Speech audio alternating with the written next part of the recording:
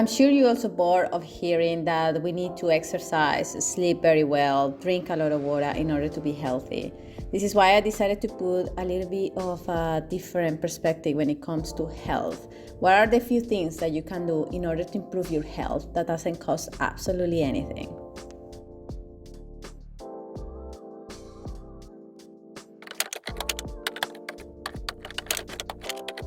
Who remembers the old days where whenever we were feeling a little bit bad, like we had a little bit of a stomach upset, or maybe we were having nausea, or maybe we were having even a cold, people used to treat things with herbs.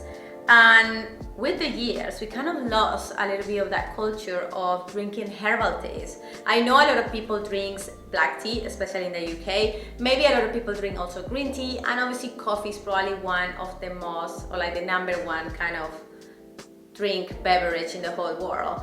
But what are we doing? Why we forgo about herbal teas? Why we forgo about drinking something that is actually more beneficial for our health and for our digestive health? One of my favorite mixes is usually lemon and ginger. I think everyone knows it's an anti-inflammatory and it's actually really good for your digestion.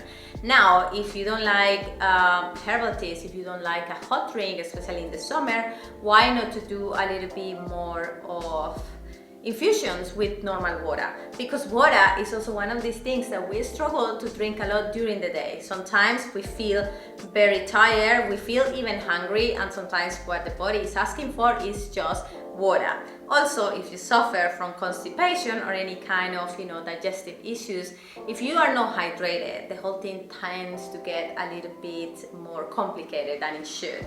Then if you are constantly drinking sodas, coffee, things with high caffeine content, you are more likely to be more dehydrated. So are you kind of balancing this thing of drinking coffee and drinking enough water, or you are only living on coffee, or are you only living on sodas? What about water? What about herbal teas? It's just a simple thing that you can add to your diet and it will give you like amazing benefits for your health.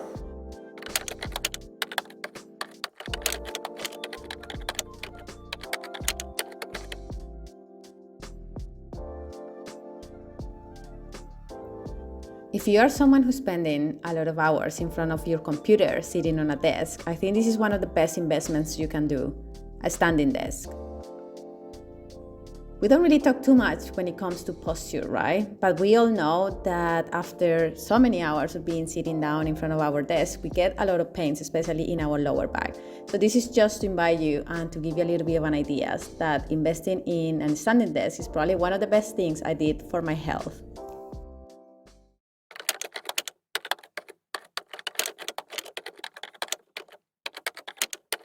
I remember when I first moved to England, not many people has this kind of thing of having breakfast. Everyone gets up in the morning, they're always rushing, they're always just ready to leave the house, and sometimes they either grab a piece of toast or some kind of cereal or just a coffee or a cup of tea. For me, this is a little bit wrong in the sense that it's not all about that breakfast is the most important meal of the day, but I think the most important thing in the day is what you eat as the first meal of the day.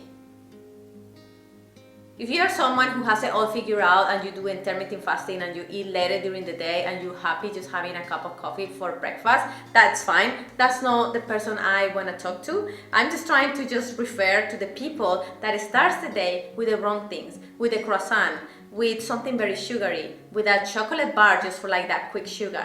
You need to remember that we are a system that we work on energy. And for me, organic energy comes from having a really good night's sleep, in the next day just getting up and trying to have a very delicious, high nutritious breakfast or whatever. The first meal of the day for me is one of the first things that I tend to, or the one of the few meals that I tend to actually think during the day, that I just want to start with the right nutrition. I just want to start in a way where my sugar levels are not all over the place, and later on I'm not gonna start craving stuff that I shouldn't crave just because I started my day with the wrong food.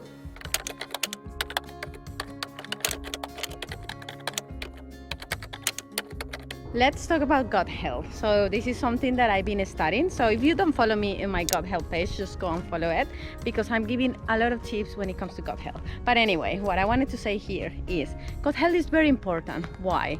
Because in our gut, we actually produce a lot of serotonin, and serotonin is this hormone, or this, neurotransmitter, which help us, or like give us happiness.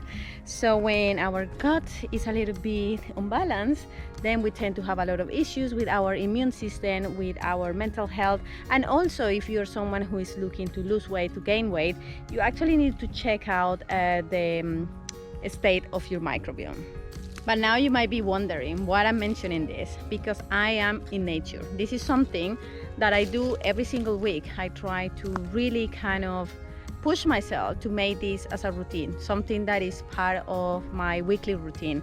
I have to go and walk in nature, because there are a lot of benefits when it comes to that. There are benefits in terms of mental health, and there are also a lot of benefits when it comes to gut health. So I just heard in a podcast that a lot of the hunters in Africa, they tend to have a lot of guts, good gut bacteria. And the main reason is not only because they go and hunt, it's obviously the whole thing of exposing themselves to nature so much. When you expose yourself to nature, like the hunters, when they go there, they're not only getting in touch with killing an animal and then obviously grabbing everything that is with it. Everything starts from the moment they just enter nature. So this is something that we kind of lost. A lot of city people have lost. So if I want to give you a really good advice when it comes to your gut health, to your mental health, please don't skip that kind of don't skip your weekly walk to nature. Let's talk about the news. Let's talk about everything that happened only, in the last 2 years. We are always trying to consume news and try to understand what is going on in the world. I don't think it's anything wrong in trying to keep up a little bit with what's going on, but there is an issue with the news.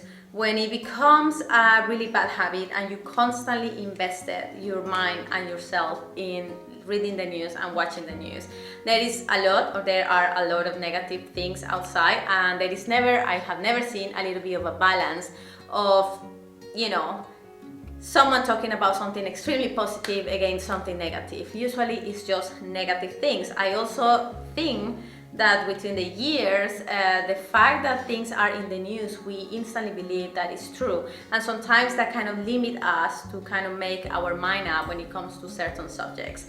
So I think in the last few years, a big lesson that I took is that I cannot be that invested in the news. I have seen people suffering. I have seen people not being able to sleep after they've been watching the news and getting really invested with political things and stuff like that. And this is not healthy, because we as a consumers, we actually can't do anything about what we watch in the news. The only thing that we do is kind of inform ourselves, but we can't do anything against it. So why should we get so hooked up in the news when it's actually so negative for our mental health?